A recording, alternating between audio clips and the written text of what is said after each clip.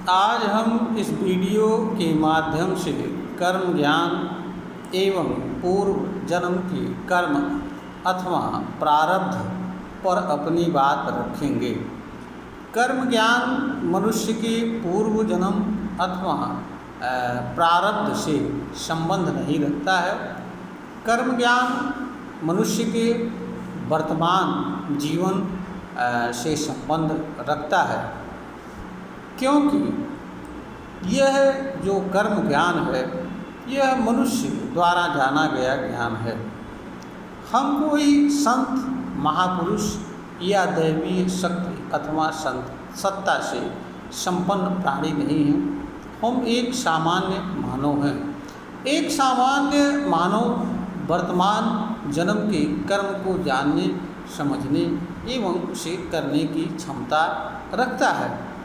पूर्व जन्म में मनुष्य ने कौन सा कर्म किया था, कौन सा कर्म नहीं किया था और किस आधार पर वर्तमान में उसे जन्म मिला हुआ है, यह बात मनुष्य जानने एवं समझने की क्षमता नहीं रखता है। इसका कारण यह है कि मनुष्य का जो शरीर होता है, इंद्रियां होती हैं, यानी जो कि उसके ज्ञान के साधन होते हैं, मृत्यु के साथ खत्म हो जाते हैं। और हर जन्म में मनुष्य अगर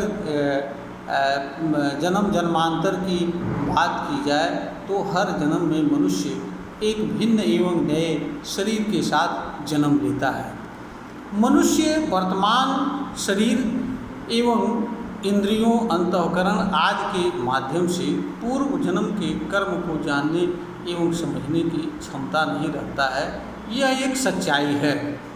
इसके विपरीत अगर कोई बात किसी ग्रंथ में लिखी गई है तो उसके लेखक जाने, उसके मानने वाले जाने, इन बातों से कर्म ज्ञान का कुछ भी यहाँ पर लेना देना नहीं है।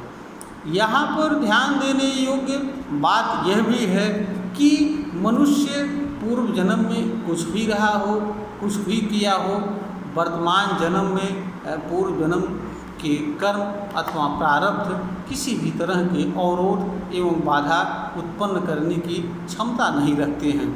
इसका कारण यह है कि मनुष्य को कर्म पर पूरा अधिकार होता है। मनुष्य को कर्म के चुनाव एवं चुने हुए कर्म को करने की क्षमता होती है। मनुष्य जिस कर्म को चाहे करे, जिस कर्म को न चाहे उसे न करे, इस पर मनुष्य का पूरा अधिकार होता है। सिर्फ और सिर्फ मनुष्य जिस कर्म को करता है उससे जुड़े कर्म के प्रभाव, परिणाम एवं कर्म फल से बचने की क्षमता नहीं रखता है। लेकिन जहाँ तक मनुष्य के कर्म के करने की बात है, मनुष्य कोई भी कर्म कर सकता है। मनुष्य के पास कर्म को करने की ही क्षमता नहीं होती है, अपितु कर्म को जानने, उस पर विचार करने, कर्म का चुनाव करने एवं चुने हुए कर्म को करने की क्षमता प्राप्त होती है। इस पर किसी तरह का कोई अवरोध किसी बाहरी शक्ति के द्वारा उत्पन्न नहीं होता है और कोई बाहरी शक्ति इस पर अवरोध खड़ी करने की क्षमता भी नहीं रखता है। यहाँ पर मानव का अपना पूर्ण अधिकार होता है।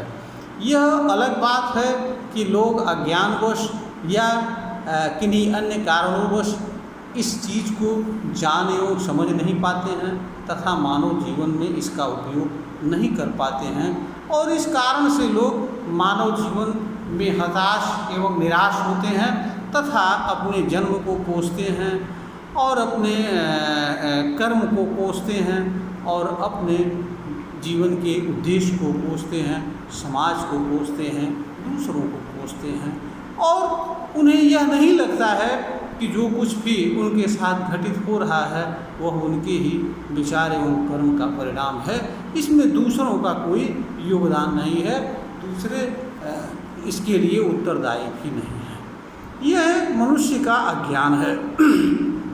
इसलिए यहाँ पर जो बातें कर्म के संबंध में, कर्म ज्ञान में की जा रही हैं, उनका किसी मनुष्य के पूर्व जन्म के कर्म से कुछ भी लेना देना नहीं है। यहाँ पर कर्म ज्ञान का संबंध मनुष्य के वर्तमान जीवन से जुड़े कर्म से है और इसी के संबंध में कर्म ज्ञान अपनी बात रखता है, ताकि हर मनुष्य वर्तमान जीवन को सुखद, शांतिमय एवं सुरक्षित तरीके से जी सके। मनुष्य के असंख्य पीड़ा एवं दुख का मूल कारण उसके द्वारा सही कर्म न किया जाना और ऐसे कर्म को किया जाना जो उसके द्वारा नहीं किया जाना चाहिए। तो मनुष्य को कर्म का ज्ञान अगर हो जाएगा तो वह कर्म से जुड़ी पीड़ा एवं दुख से मुक्त रहता हुआ इस धरती पर जीवन यापन कर सकता है। कर्म ज्ञान का आशय एवं उद्देश्य यही है, क्योंकि मनुष्य का कोई नियंत्रण भविष्य पर नहीं होता है और भूतकाल की में घटित घटनाओं पर नहीं होता है, क्योंकि भूतकाल में घटित घटनाएं अथवा पूर्व जन्म में हुई घटनाएं हो चुकी रहती हैं। उसमें किसी भी तरह का परिवर्तन या फेरबदल नहीं हो सकता है। वह मनुष्य के पश्चाताप, पीड़ा और दुख का कारण भी नहीं हो सकता है। जहाँ तक भविष्य की बात है, भविष्य से मनुष्य कभी भी नहीं जुड़ने की क्षमता रखता है। हमेशा और हमेशा मनुष्य वर्तमान से ही जुड़ा रहता है। इसलिए मनुष्य को वर्तमान के बारे में और वर्तमान में जो कर्म उसे करना है और जो कर्म वह कर सकता है उसके बारे में मनुष्य को विचार करना चाहिए, जानना चाहिए एवं समझना चाहिए। इसीलिए कर्म ज्ञान मनुष्य के वर्तमान कर्म के ज्ञान के संबंध में बात करता है। यह मनुष्य के पूर्व जन्म अथवा भूतकाल में ये घटनाओं से संबंध नहीं रखता है और वर्तमान में मनुष्य को कर्म पर पूर्ण अधिकार होता है। वह जिस कर्म को चाहे उसे कर सकता है। दूसरी बात, मनुष्य को कर्म को करने का ही अधिकार नहीं होता है, अपितु कर्म पर का चुनाव करने, कर्म को जानने एवं चुने हुए कर्म को करने की क्षमता होती है।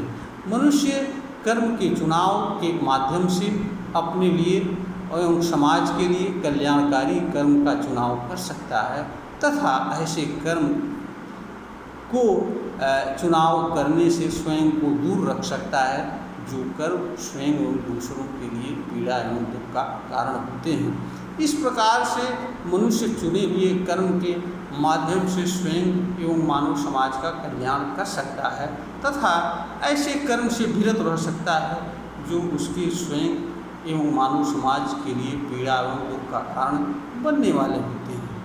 यह वीडियो ज्ञानवर्धन हेतु बनाई गई है, प्रेषित की जा रही है। श्रोता को अगर यह वीडियो ज्ञानवर्धन के योग्य प्रतीत हो तो इसे शेयर करें, लाइक करें और सब्सक्राइब करें।